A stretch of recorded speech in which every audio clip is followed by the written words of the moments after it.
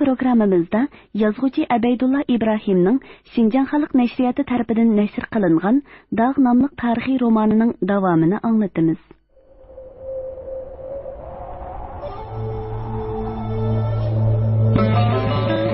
Bir düşman yurtinglarga yopirilib kelib yetibdi. Podshohinglarni xabardor qilinglar. Fuqarolarga aytinglar, ketishtinglar, bir umr dağda qolasizlar.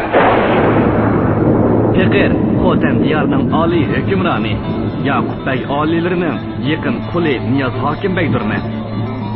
Ko'zingni o'yganning ko'zini o'y, shuni to'kkanning tishini to'k. Qisasga kelganda ota-onang bo'lsa-mu oyab o'ltirma. O'zini katlarni tepib, minzni chuvatmisam, oy Muhammad degan itimni yo'lga bitaman. Manjolar toza hadidan eshibdi va davlat oliylarida katta podshohga o'zini chaqlay olmay shiltim otqini nemisi u kuffarlarni. Ömür rivoyat hech kimga ishonmading. Hamma odamdan gumonlanding. Mana endi otliq muhabbatimdan gumonlanib turibsan.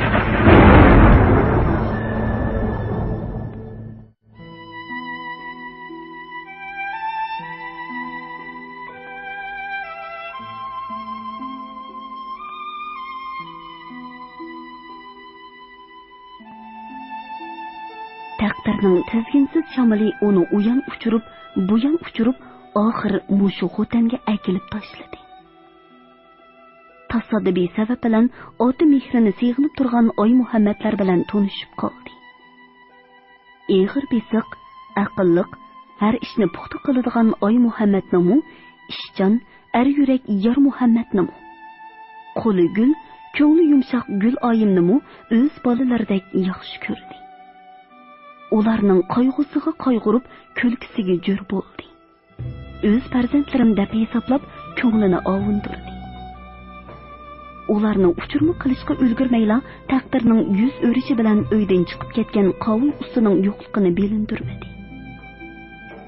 Kichkidilla ko'yimchan, oq ko'ngil cho'ng bo'lgan bu oq singillar musofirlik dashtida beli pukilgan musofir darvish bilanmi ota boladek kichikishib ketdi. Kepak darvish Oy Muhammadning ko'nglini yerda qo'ymadi. U joy namozdan tushib, zo'r bilan oncha-muncha qisalandi. Qilin bir kitobni qo'liga elib, bosh cho'kirib ko'rishga boshladi. Biroq uning so'zmanligi, kulki chaqchaqlari, Gul oyimni kuldirib teliq turib yetadigan samoviy cho'chaklari anglanmas bo'lib qoldi. Bugun uning ko'ngli nemish qidirib qarong'olab qolgan edi. Bu buruqtirma muhit ichida dard yo'taverishdan zerikdimi yoki ich qornini to'kib sal yengillab olmoqchi bo'ldimi? Gul oyim sho'rboqqa chiqib ketgan. Uyda Oy Muhammad bilan birga qolgan fursatdan foydalanib, Oy Muhammad bilan muğdishib olmoqchi bo'lgan edi. O'g'lim, mana ishni sen shundaqmi? Darvishning bu savoliga Oy Muhammad ishkilanmay javob berdi. Sizlar o'z otamning o'rnida tursizlar. Albatta ishiniman darvish ota. Undaq bo'lsa, sana oshkorlaydigan bir mag'fiyatim bor. Davolayki, anglab, ko'nglingni saqla, lekin insijinga tinguchi bo'lma. Illa billah qasam ichimanki, hech kimga tinmayman. Darvish ko'zlarini yumib bir pas sukut turdi. Lavlarini yoladi. Sal qimirlab qo'yib so'zlashga boshladi.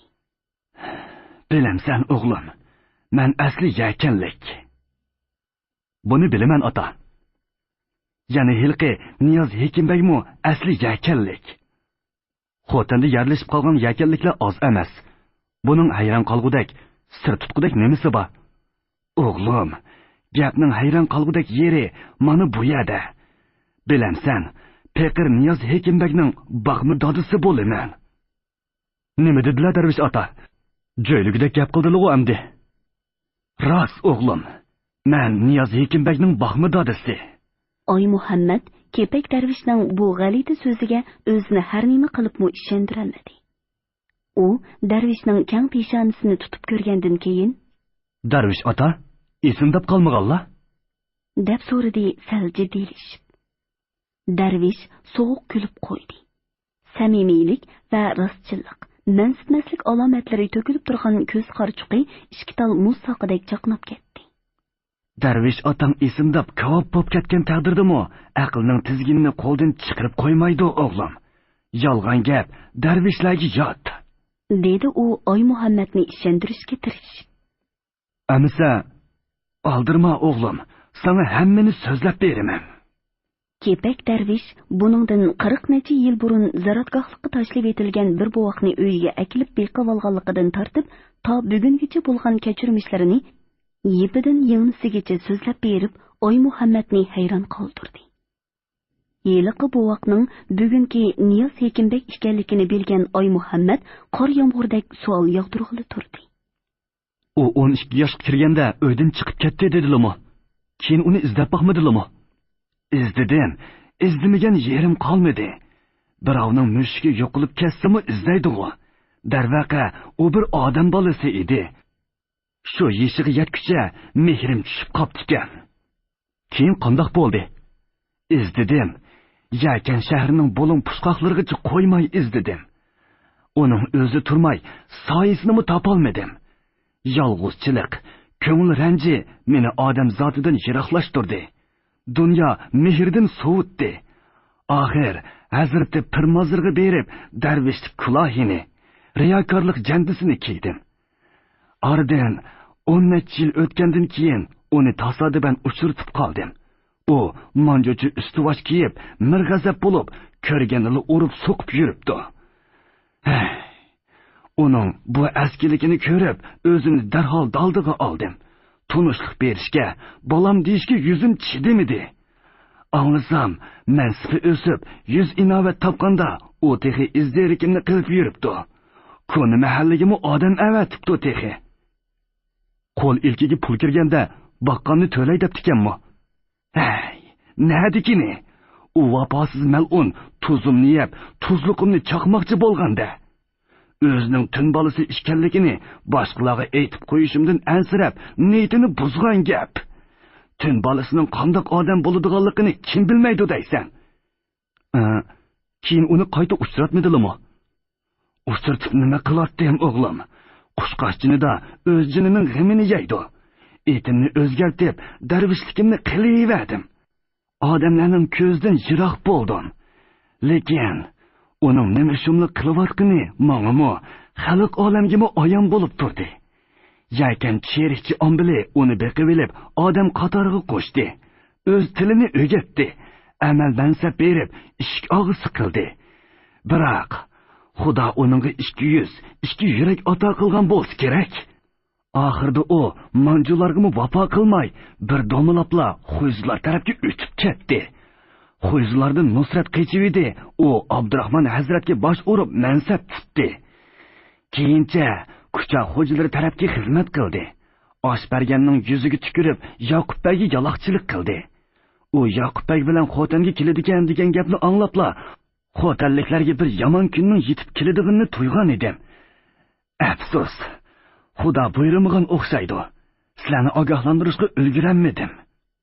Qatli omda bir muncha puhrani tilib olgani uchunmikin, yo ochliq bergani uchunmikin, ba'zilar uni yomon emas odam deyishdi ekan-ku. Xo'tanliklar foyda ko'rsimi, soddiligidan ko'rdi. Ziyon tortsimi, soddiligidan tortdi. O'g'lim, sen degan ba'zi odamlar aql ko'zi g'aflat pardasi bilan to'silganlardir. Qavmiga vafo qilmagan munofiqda puhraga shafqat nemish qilsin? Yo'lvasning hijoyg'ini xiris qilg'ini deydigan gap bor. Ko'rganlar odamga quyruq shipangshilgan itningmi odam tishlamaydigini yo'q. Masalan olsaq, u bo'doram darvishlarga yumshoq gap qilib, puhraga ancha-muncha oshliq tarqitib bergan bo'ldi. Biroq buning kaynida jazman bir shumliq bo'dabli yuratdim. U shumliq oxir o'zini ko'rsatdi. Qalandarxonaga o't qo'yilib, darvishlarga ko'rar kundan bishorat berildi. Bu Rasululloh Hokimbeyning ishimidi? Kesib bir nima deyolmasammi, lekin ko'nglim tuyib turdi. U shundoq bir oyig'i obat do'yizki, qadami yetgan yerdan shumliq unidi. Dastigan yerning tupuruqi kuyidi. Mundoqkanda, buni nimishqa darvishlarga purtib qo'ymaymiz. Texi vaqti emas. Hozircha ular mendan xafa bo'lsa bo'laversin. Haqiqat hamon bir kuni oshkor bo'lmay qolmaydi. Ko'zlari namlashgan kepak darvishning chiroyidan g'azab yig'ib turgan Oy Muhammadning demi ichiga tushib ketdi. Xeylig'icha davom qilgan eg'ir sukunatdan keyin Oy Muhammad yana so'radi. Darvish ota, Hokim Beyning askilik qilishiga mushundaq yo'l qo'yaverimizmi? Aldırma oğlum. Her qandaq ishning baş oxiri bo'ladi. Kelganli hukumatning qo'ltig'iga beshini tiqib, non bergan puhraga tuzkurlik qiladigan undaq munofiqni amanan bir kun Xudo urdi. Bandining oyi tutudi. Men Allohburun Qur'on tutib qasam ichgan. Uningga hayotlik bergan ekanman. Hayotini o'z qo'lim bilan oxirlashtirishga huquqim bor. Payg'ambar yeshini yashab bo'ldim. Bir putum go'rga sangilidi. Oyog'im ostidan shamol o'tib turdigan, qasimni ado qilmay qo'ymayman. Kepak darvishning hikoyasini anglab yetib, Oy Muhammadning qalbi dengizdek mavj urdi. Ko'varib oqqan azim daryodek o'rkash yasadi. Uning nazaridagi oyog'ida cho'milib o'lmaydigan oq ko'ngil, royish bechora darvish amdi adolat uchun jinini tikkan. Ko'zlaridan qisos uchquni chochirib turgan gigant odamga aylangan edi. Tuyuqsiz qo'zg'algan salkin shamol uzun barangining yuzini suyib o'tib ketdi. Quruq yo'pirmoqlarning shildirlishi uning xiyolini bo'lib tashladi. Oy Muhammad shalong o'sgan barang orasidan osmonga qarab edi, tarozi yulduzining ko'tarilib qolganligini ko'rdi. Shu on Gul oyim esiga kelib, u doim yangi ish qiladigan supaga. Ondan texicha honqirg'ay o'chib turgan ho'yli ishkiga qarab qo'ydi. Ko'nglim bir qismida turdi Darvish ota. Gul oyim qorong'i tushguncha qaytib kiraman degan edi.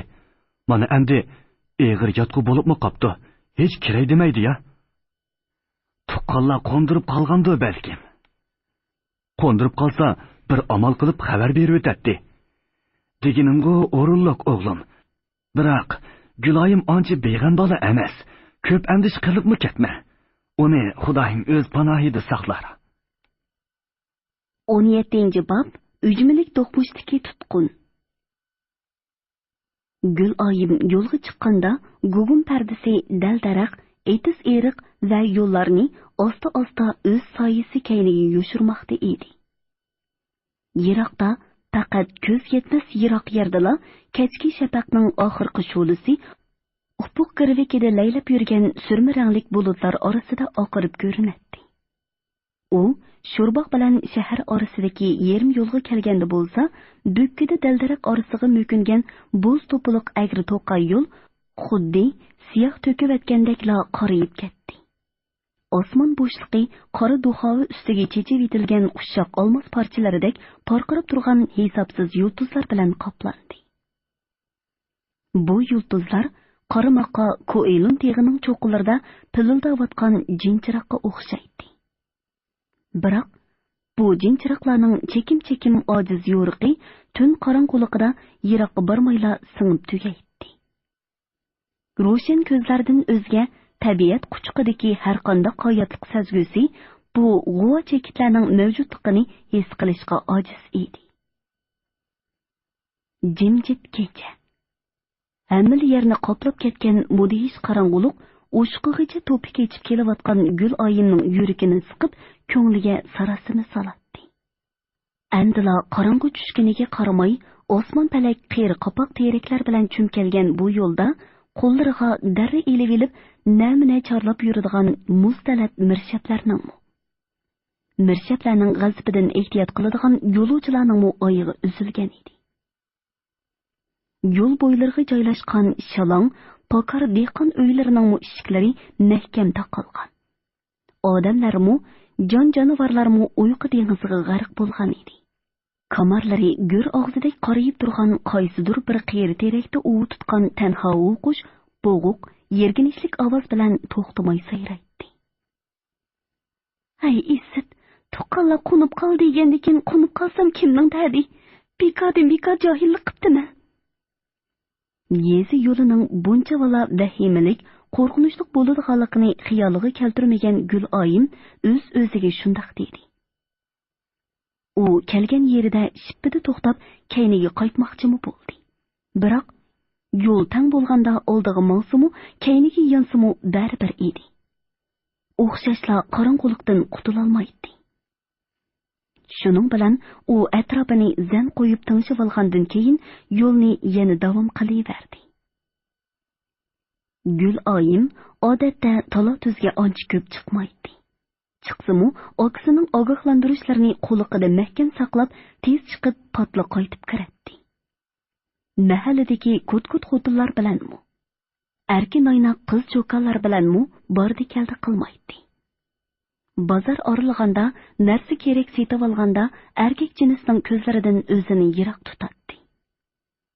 Uningga birdan-bir tonish chiroy Karimqulning chiroyi edi. Tonish ovozmi Karimqulning yaqin suvdek sho'q ovozi edi. Biroq ochiq demagini bilan Karimqulning andisimi Oy Muhammadnikidan aslo kam turmaydi. Muhabbat bilan tang tug'ilgan kundoshlikmi yoki yigitlarcha ko'ngil bo'lishmi, ish qilib u Gul oyimni yotning nazaridan qo'g'dug'isi keladi. Kimlardir o'g'irlab ketadigandek, kimlardir tortib oladigandek uni tala-tuzga chiqarg'usi kelmaydi. Yuzini yepishga da'vat qilg'ini qilgan edi. Qiz bola degan tala-tuzda yursa qamlashmaydi. Yana kelib to'rlishib pishaydab qolgan qo'g'inning dimog'ini yarg'udek xushidi tarqalganda uning lazzatidan nas bo'lmaydigan kim bor? Dunyoda go'sht purmaydigan mushuk, tog'ar tashmaydigan chashqon yo'q. Alamades talviligi tutgan biror badniyatning yoki shahvatparast biror boyvachchining Gul oyimga ko'zi tushib qolsa qanday qilg'uliq? deb o'ylaydi u ba'zida o'z-o'zini azoblab. Karimqul bir necha kundan beri Yo'rinqash bozoridagi bir boyninkida bo'yoqchilik qilayotgachqa, Gul oyimning uning bilan ko'rishalaydigan fursatimi ozayib ketyotdi. Bo'sh vaqtini tatli xiyollar bilan oshqoza tayyorlash va yangi ishi bilan o'tkazadi. U bugun noshtadan keyin tuqqanlarni seg'inib ketdim deb okisining ko'ziga kirib oldi. Oy Muhammad omriq songlisining rayini yondira oldi. Qiz bola bo'lgan bilan umi odamg'u. Qafasga band qilingan qush emasqu. Zamonmu xili tuzilib qoldi. Ancha-muncha tala-tuzga chiqsa, tuqqanlar bilan mo'ngdishib, ko'nglini ko'tarib kelsa ajab emas. Deganlarni xiyolidan o'tkazib, uningga ma'qul bo'lgan edi. Gul oyim tuqqanlarni seg'inib ketdim degan bo'ldi-yu, haqiqiy muddaosini oksidan yoshirdi. Amaliyotda u tuqqanlar bilan ko'rishgach, eridan ajrashib, onasining yeniga qaytib kelgili xeyli kunlar bo'lib qolgan Salomatxon bilan muңdishib, ahvollashib kelishni ko'ngliga pukkan edi. O'zlariga shirin tuqqan keladigan Davud akaning cho'ng qizi Salomatxon g'uncha bo'y, bug'doy o'ng, qo'shumi qashliq, chiroyliqqina kelgan qiz bo'lib, bir jup xumor ko'zi qachonli qarasa kulib turadi. Kichkidan boshlab yo'qsizlik azobini yetguchi tortib cho'ng bo'lgan bu qiz issiq shamoldek notavalliqi, chechak faslidek uzliqi va ishchan chiqishqoqligi bilan mahalla yigitlarining ko'zidan o't chiqarib yetadi. Ishq savdosi bilan sarang bo'lgan navqiron yigitlar o'zlarining borlig'ini, hayotidagi eng qimmatli narsasini uning o't ko'zlar ichiga yoshirib qo'ygandek Salomatxonning atrofini agib yuguradi. O'stan bo'yidan quduq beshidan suv akilayotgan Salomatxon oldidan o'tib ketayotganda piroq o'tida puchilinib yurgan yigitlarning tili so'zdan, qo'li harakatdan to'xtaydi. Intayin nozik, cho'g'dek haroratlik bir sezimni ko'zlariga yig'ib, uning bulutdek yenik menishlarini, salkin shamolda silkinayotgan Majnun taldek qo'l selishlarini och ko'zlik bilan tomosha qiladi. Davud aka Bobkarning muksida kirib chiqib turadigan elchilarni, dallallarni, boylarni, kambag'allarni o'ziga yarasha chiroyli bahona sabablar bilan yo'lga soladi. Ochiq demagini bilan uning o'z oldiga o'ylig'ini bor edi. Buningdan 3 yil burun u shahardagi qovul ustiga "Sahroda ko'k chiqdi, beri cho'chorisi yap ketinglar" deb gap avatdi. Qovul usta cho'ng o'g'li Oy Muhammadni kayniga selib sahroga yetib keldi. Oy Muhammad bilan Salomatxonmu dal shu ko'k chiqqan kunlarda bir-biri bilan tanishdi. Sazgur o'tliq ko'zlar tunji uchrashdila o'zlariga tegishlik bo'lgan, ammo haligacha izlab topolmayotgan alohida bir xil sho'lini ko'rib qilishdi. Oy Muhammadmu andila 16 yoshga kirgan. 14 kunlik to'lin oydak to'lg'an, qizir pishqan olmadek rang tuzgan bu qizni tunji ko'rishidala yoqtirib qoldi. Buruti ko'klam moyisidek xat tortgan. O'skilang qormutuq kelgan.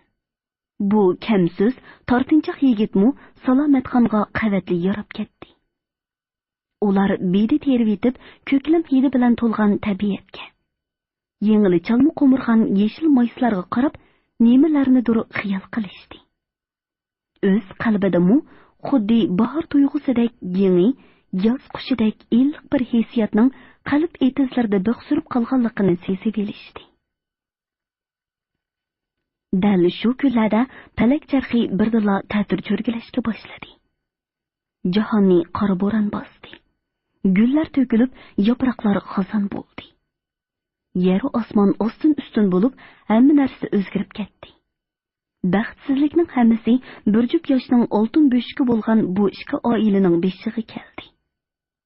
Qovul usta uydan chiqib ketdi. Cho'ng qatlaom Yer Muhammadning Davud aka bilan uning o'g'lining janiga zamin bo'ldi. Har kim o'z qayg'usi bilan qolgan parakanda zamonda judolik mo'ziri Oy Muhammad bilan Salomatxonning qalbida andili ko'klashga boshlagan muhabbat beg'iga shafqatsizlarcha chang soldi. Salomatxon chidamadi. Qirg'in talofatidan vayron bo'lgan oilasiga, qozonni puruqlab qaynayotgan toshqi talmirib, ko'z qarchuqlari tortib ketayotgan sabiy inilariga, quruq qusxon bo'lib qolgan tul onasiga chidamadi. Butun bir oila kishilarining qirilib ketishiga faqat ular emas, shahid bo'lgan dadasi va inisining ruhimu chidab turolmaydi. Shuning bilan u o'zining pok qizliq iffati, g'uborsiz muhabbati badaliga oilasini saqlab qolish qaroriga keldida, faqat to'chalik qo'noq mehri haqi qilingan bir g'oyib nikohga yig'lab turib rozilik berdi. U zardor eriga o'z muhabbatini emas, balki o'zi kabi bir yog'och qo'rchoqni, hisiyatsiz buyumni taqdim qildi. Oddiy o'tkazilgan to'ydan keyingi vijdon azobiga chidamay o'lib olmoqchi.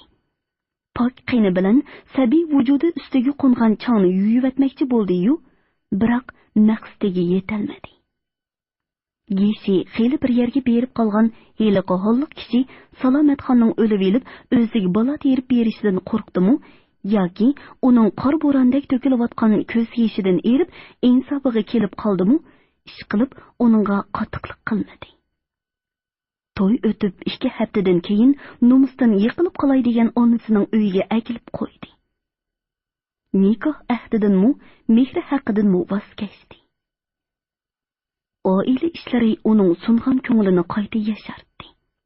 Onasining, ini-singillarining holidan qo'lidan kelishicha xabar oldi. Biroq u yip egirib o'ltirib, o'ntinsiz yosh to'katdi. Ba'zida qo'llari choq tushirishdan va yip so'zishdan to'xtabmi qolatdi. Oy Muhammadning simosi ko'ngil aynikida g'ilpil paydo bo'lganda bo'lsa, o'tqashdek qizirib ketadi. Uning ko'zlaridagi tomir-tomirlardan targ'uvchi issiq nurni, qomatli gavdasini seg'inatdi. Xiyoliy turmush qaynimida yelkandek uzib ketib etib, o'zini sezmagan holda tatliqini kulimsirab qo'yatdi. Qizining ruhiy holatidagi bundoq alomatlarni sezib turgan ona uning yuragiga qo'l solatdi. Ko'nglingni yerim qilma qizim, peshonangga putilgina shu o'xshaydi. Yotliq bo'lib ketganini anglab, Oy Muhammad bolamning ko'ngli bekmi yerim bo'ldi. Shu bir kelgancha uyimizga kelmasli bo'lib ketdi.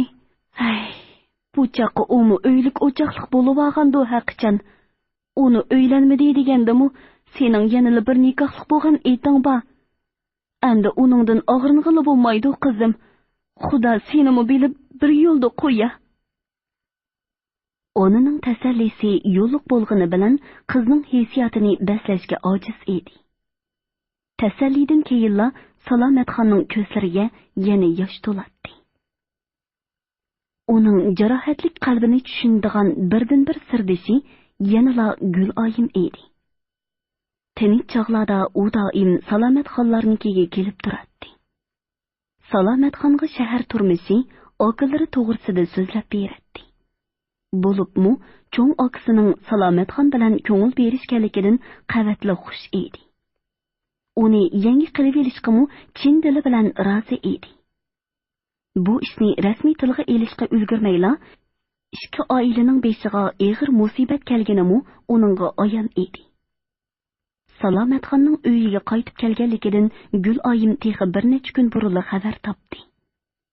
U uyning og'ir yukini bir o'zila ko'tarib turgan okasini beshini o'ngshab, chegilgan tavini ko'tarish uchun okasiga ko'ngil bergan.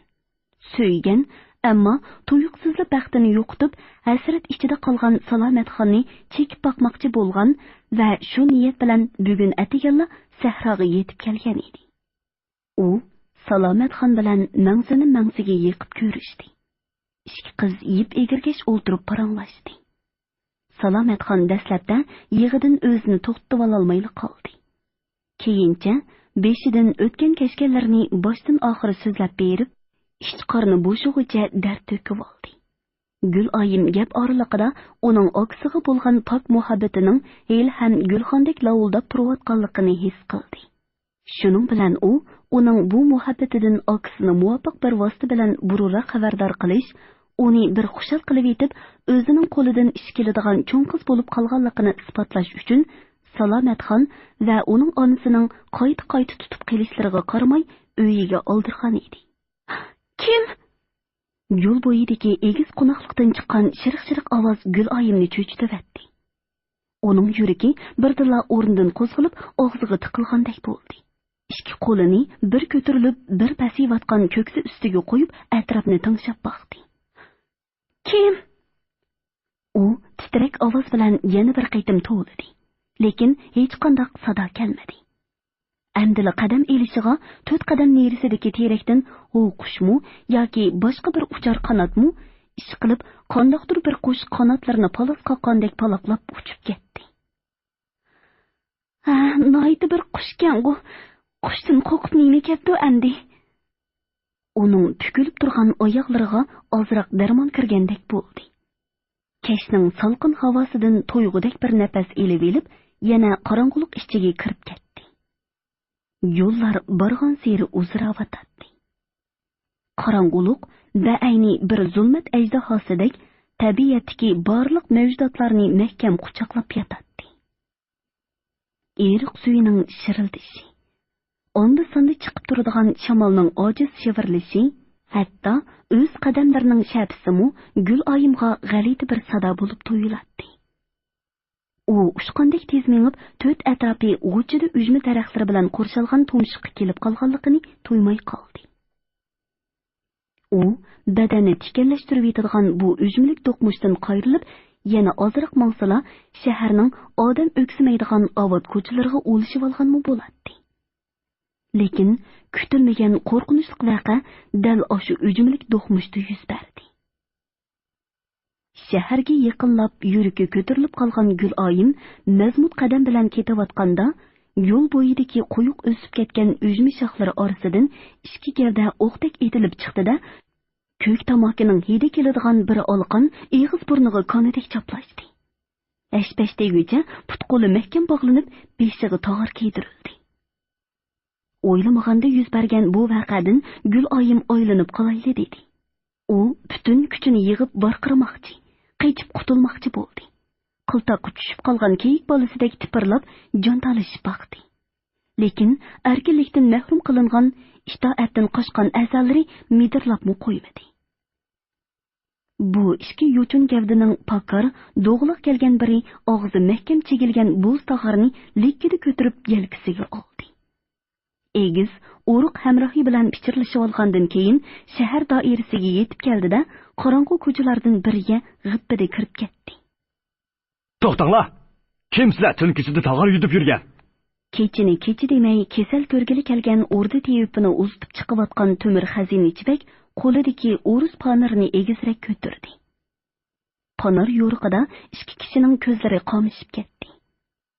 Ular afsun bilan sehrlangandek turgan joyida qaytib qoldi. Eni to'tlik uzunliqi bir g'ulash keladigan kun darisi bilan butkul shahardagi benamozlarni, o'g'ri qimorvozlarni g'ol-g'ol titirtiydigan bu qozi raisning o'zimu, ovozimu bu ishkaylarga tonish edi. Uning darisining ta'mini pat-pat tetibmi turardi. Tog'ar ichida allaqachon harakatdan qolgan o'ldisini medirlab salmoq edi deb yelkisiga mahkam besib turgan pokina kishi hamrohiga qarab, bu ko'cha xatarlik, boshqa ko'chadan mangli demaganmidim, endi xo'p bo'ldimi degandek oliyib oldi.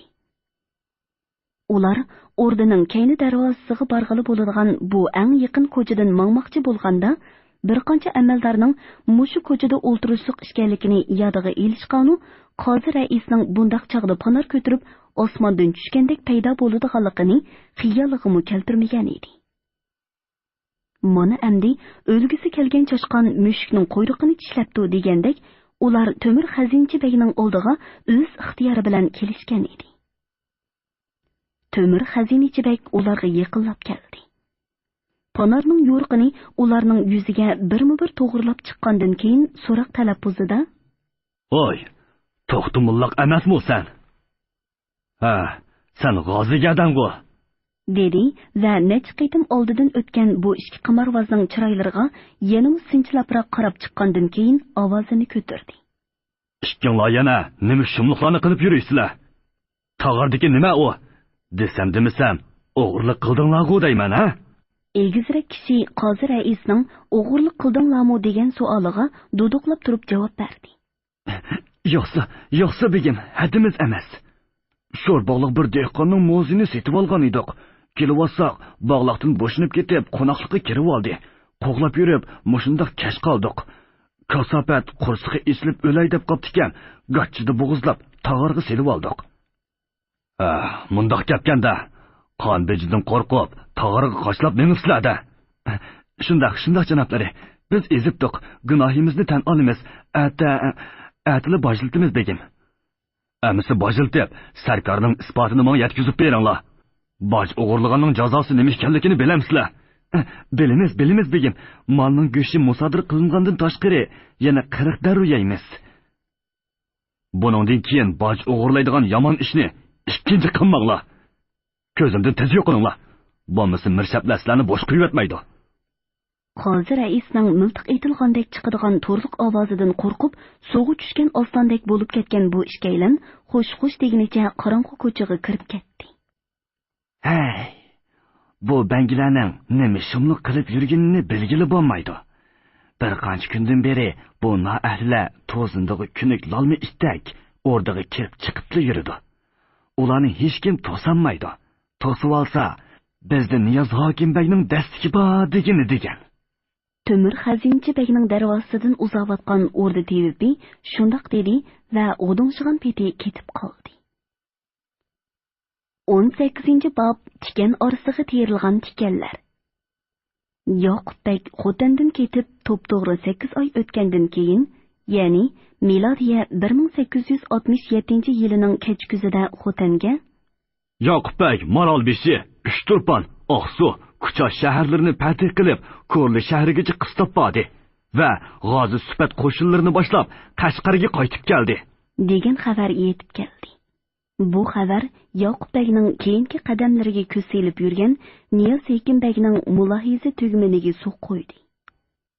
U qubulxonasiga bekinib elib, Yoqubbek bilan bo'ldiki yangi munosabat mezonini ko'z oldiga keltirdi va shamol yo'linishiga qarab yelkan kerish qaroriga keldi. Darvaqa, Yoqubbekning keyingi yurishlari ko'ngildagidek tez va o'ngishli bo'ldi. U harbiy iqtidoriga toyinib, qisqagina 8 oy ichida 7 shahar zaminining mutlaq ko'p qismini o'ziga qaratdi. Niyoz Hekimbekning nazarida u yiqilmaydigan tomga, lingshimaydigan daraxtga, tavrimaydigan toqqa aylandi. O'z mantiqi bo'yicha olgandimu, Niyoz Hekimbek yiqilmaydigan tomni yo'lishi. Yo'ligandimu, uning diqqatini qo'zg'i yolg'udek dog'dug'i bilan yo'lishi kerak edi.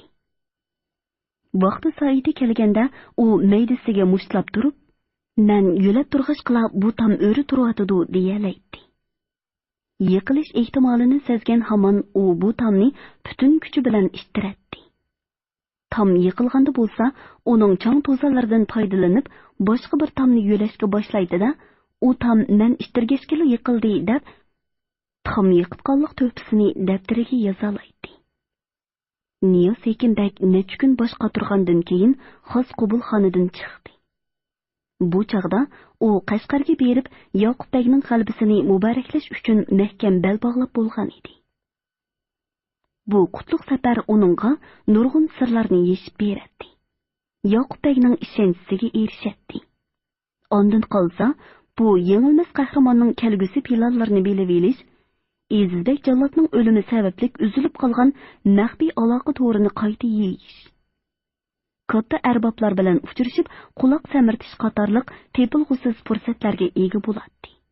Yana kelib, o'zini Yoqubbekning huzurida ko'rsatish, xotin puhralarni tinchitganlikdan derak beradi. Har qanday ish qilganda ehtiyotni oldingi qatorga qo'yadigan. Seyxsxondek sazgur Niyoz Ekinbek safar vaqti va qaralini hech kimga oshkorlamadi. Katta sovg'atlar qatorida Yoqubbekning shahvat qaynab turgan ko'zlaridan o't chiqarayotgandek biror qiz tepib berish ishini ko'ngildagidek o'rindib oldi. Ko'zlari ohuninkidek latopatda tangdossiz bir ma'suma qizni hech kuchmayla qo'lga tushirdi. Endi uning beshini qotirayotgani o'z o'rnida kimni qo'yish masalasi edi. U Amir Lashkar Xolmon Ponsatning, Qozi Lashkar Mullaji Turobning o'ziga oncha moyil emasligidan xabari bor edi. Xolmon Ponsat Farg'onadan Buzrukxon to'ri bilan birga kelgan 60 necha otomonning ko'zi hisoblanadi.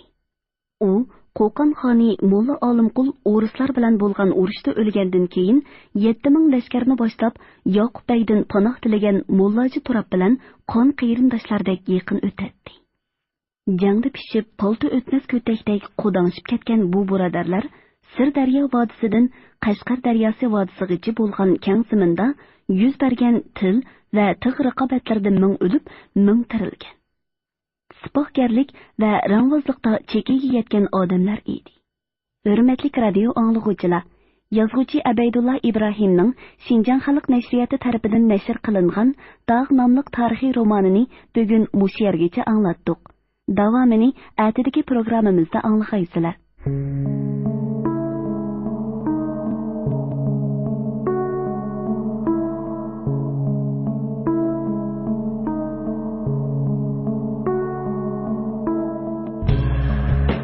Andishlarim ko'p edi. Biroq karamli Xudo amoni hossidan imoratni to'rikidan ayirmaydi ekan. Qarmandullah, salom qilsam elik ilishi yo'q, gap qilsam ko'z qirni silishi yo'q. Xuddi yab ketadigandek olib qarish tehi. O'zimni tutib olib, ochiqimga hoybadim. Bo'lmasa u bachchavozning onasini ko'zi ko'rsatgan. Har qanday fitnaga aldanmag'aylar. El yurt aman bo'lsa, Xudo xolisa, yurtni belli so'rab, belli o'tarmiz degan umiddaman.